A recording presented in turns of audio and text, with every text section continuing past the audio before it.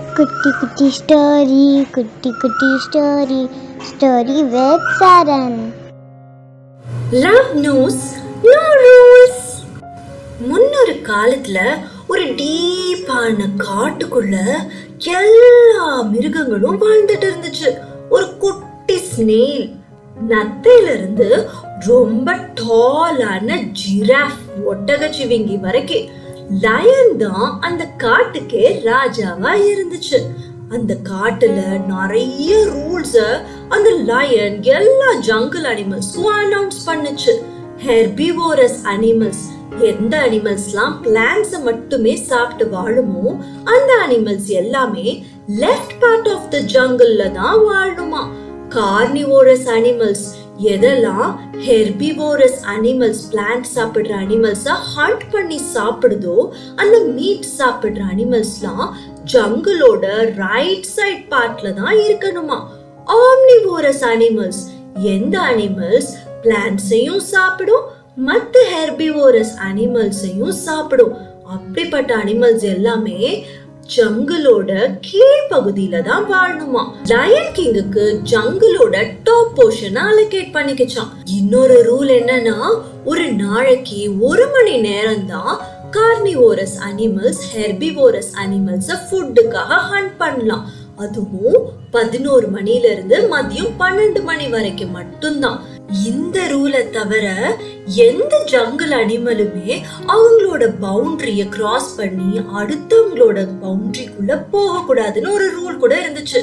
இந்த ரூல ஜங்கிளோட கிங்கான லயன் மட்டும் மீறலாம்.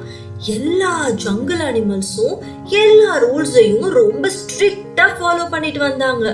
ஆனா ஒரே ஒரு குட்டி ராபிட் ஃப்ளஃபி மட்டும் அந்த என்டையர் ஜங்கிள எக்ஸ்ப்ளோர் பண்ணணும், எல்லா பார்ட் ஆஃப் த ஜங்கிள்க்கும் போய் என்ன இருக்குன்னு கண்டுபிடிக்கணும்னு நினைச்சது. ஃப்ளஃபி நினைச்சா, என்ன நடக்கும் நான் அந்த ஜங்கிள் ரூல ஃபாலோ பண்ணலேனா நானே கண்டுபிடிச்சுக்கிறேன் அப்படின்னு சொல்லிட்டு அந்த rabbit bottom part of the ஜங்கிள்க்கு போய் அந்த பாட்டம் ஆம்னிவோரஸ் அனிமல்ஸோட பவுண்டரிய தாண்டி உள்ள வச்சான்.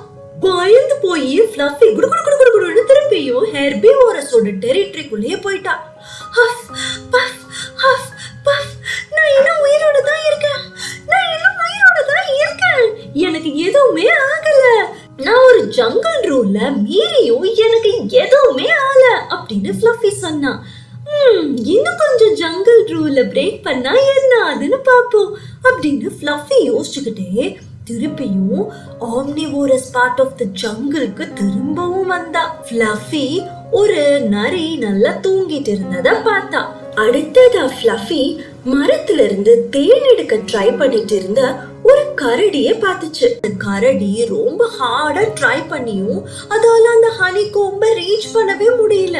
உடனே அந்த ராபிட் நினைச்சது, நான் அந்த கரடிக்கு ஹெல்ப் பண்றேன் அப்படின்னு சொல்லி ஃப்ளஃபி அங்க இருந்து ஒரு கல் எடுத்து அந்த ஹனி கோம் மேலேயே தூக்கி எறிஞ்சிருச்சு. ஹனி கோம் டூம்னு அந்த கிரவுண்ட்ல வந்து விழுந்துருச்சு. அங்கிருந்து எல்லா தேனீக்களும் ரொம்ப கோபமாகி ஃப்ளஃபிய துரத்த ஆரம்பிச்சிட்டாங்க. "ஊப்ஸ், நான் இப்படி நடக்கும்னு நினைக்கவே இல்லையே" அப்படின்னு சொல்லிட்டு அந்த ராபிட் குடுன்னு அதோட லைஃபை சேவ் பண்றதுக்கு ஒரே ஓட்டமா ஓடி போயிடுச்சு ரொம்ப வேகமான கால்களை வச்சுட்டு. ராபிட் இங்க என்ன பண்ணிக்கிட்டு இருக்கு அப்படின்னு அந்த கரடி யோசிச்சுக்கிட்டே ஹாப்பியா அந்த டெலிஷியஸான ஹனியை எடுத்து சூப்பரா என்ஜாய் பண்ணி சாப்பிட்டுச்சு. அடுத்த நாள் திரும்பியும் ஃப்ளஃபி மிச்சம் இருக்கிற பார்ட் ஆஃப் த ஜங்கிளையும் தேடி என்ன இருக்குன்னு பார்க்கணும்னு ஆசைப்பட்டுச்சு. இந்த தடவை rabbit top portion of the ஜங்கிள்க்கு போச்சு. டாப் போர்ஷன்ல யாரு லிவ் பண்ணிட்டு இருந்தா? Lion king. அந்த லயன் கிங் ரொம்ப பீஸ்ஃபுல்லா தூங்கிட்டு இருந்துச்சு. ஃப்ளஃபி நினைச்சா, நம்ம சிங்கராஜா நம்ம எல்லாரையும் நல்லா பாத்துக்கிட்டதுக்கு அப்புறம் ரொம்ப டயர்டா தூங்குறாரு, இவரோட உடம்பு வலிய நம்ம தீர்த்து வைக்கலாம் அப்படின்னு நினைச்சிட்டு ஃப்ளஃபி லயனோட உடம்பு பூரா ஓட ஆரம்பிச்சது, ஜம்ப் பண்ணிக்கிட்டே. யாரது அப்படின்னு அந்த சிங்கராஜா சொல்லிட்டு அவரோட தலைய மேல தூக்குனாரு. ஆனா ஃப்ளஃபி சிங்கராஜாவோட தலை மேலேயே ஜம்ப் பண்ணி தலைய டொயிங்னு கீழே விழ வச்சிட்டா. என்ன பண்ற அப்படின்னு திரும்பியும் ராஜா மேல தூக்குனாரு தலைய. நான் மசாஜ் பண்றேன் ராஜா, ரிலாக்ஸ் பண்ணுங்க அப்படின்னு சொல்லி ஃப்ளஃபி திரும்பியும் தலை மேலேயே டொயிங்னு ஒரு குதி குதிச்சுட்டான். திரும்பியும் ராஜா டொயிங்னு கீழே குனிஞ்சிட்டாரு. யாருமே இங்க அலௌட் இல்ல அப்படின்னு ராஜா எச்சரிச்சாரு. இன்னும் கொஞ்சம் நிமிஷம் தான், இப்ப முடிச்சிருவேன் அப்படின்னு சொல்லி திருப்பியும் ராஜாவோட தலை மேல ஏறி ஃப்ளஃபி குதிச்சுட்டா. ஓ, இந்த மசாஜ் நல்லா இருக்குதே அப்படின்னு அந்த லயன் அந்த மசாஜ கொஞ்ச நேரம் என்ஜாய் பண்ண ஆரம்பிச்சிட்டாரு. இப்ப முடிஞ்சது அப்படின்னு ஃப்ளஃபி சொல்லிட்டு ஓடிய போயிட்டா. என்னது, ஒரு சின்ன ராபிட்டா இப்படி தைரியமா வந்துச்சுங்க அப்படின்னு சிங்கராஜா ஆச்சரியப்பட்டாரு. அடுத்ததா ராபிட் மிச்சம் இருக்கிற right part of the jungle, அங்கதான் மீட் சாப்பிடுற கார்னிவோரஸ் அனிமல்ஸ் இருந்துச்சு. அதுக்குள்ள நுழைஞ்ச உடனேயே ஃப்ளஃபிய ஒரு பயங்கரமான கோபக்கார டைகர் பார்த்துச்சு. புலி வேகமா ஃப்ளஃபிய துரத்திட்டு வர ஆரம்பிச்சிருச்சு. ஷாக் ஆகி ராபிட் வேகமா ஓடி போய் எப்படியாச்சும் ஹெர்பிவோரஸ் ரீஜனுக்குள்ள நுழைஞ்சிடான்னு பார்த்தா அதுக்குள்ள ஃப்ளஃபியோட வேயா டைகர் பிளாக் பண்ணிடுச்சு. அப்படின்னு ஃப்ளஃபி ரொம்ப பயந்து போயிட்டா. இங்க என்ன நடக்குது அப்படின்னு சிங்கராஜா மார்னிங் வாக் வரும்போது அதை பார்த்துட்டு கேட்டாரு. இந்த ராபிட் தான் ஜங்கிள் ரூல பிரேக் பண்ணிட்டா, இந்த ராபிட்ட நீங்க பனிஷ் பண்ணணும் அப்படின்னு அந்த புலி சொல்லுச்சு. நம்மளுக்கு மசாஜ் கொடுத்த ராபிட்டா அப்படின்னு சிங்கராஜா அந்த ராபிட்ட கண்டுபிடிச்சிட்டாரு. குடுக்குடுன்னு கரடி கூட அந்த இடத்துக்கு வந்து ராபிட்டுக்கு சப்போர்ட் பண்ணுச்சு. ஓ ராஜா, இந்த ராபிட்ட விட்டுடுங்க, இவன் எந்த தப்புமே பண்ணல, எனக்காக தேன் கூட எடுத்து கொடுத்தா அப்படின்னு அந்த கரடி சொல்லுச்சு. பாருங்க, ஆம்னிவோரஸ் ரீஜனுக்கு கூட இந்த ராபிட் வந்திருக்குது அப்படின்னு டைகர் கம்ப்ளைண்ட் பண்ணுச்சு. ஊப்ஸ், நான் இந்த ராபிட்டுக்கு இன்னும் கொஞ்சம் ட்ரபிள் வரணும்னு நினைக்கவே இல்லையே அப்படின்னு கரடி வருத்தப்பட்டுச்சு. லயன் கிங்குக்கு அவரோட ரூல்ஸ பிரேக் பண்ணது பிடிக்கவே இல்லை.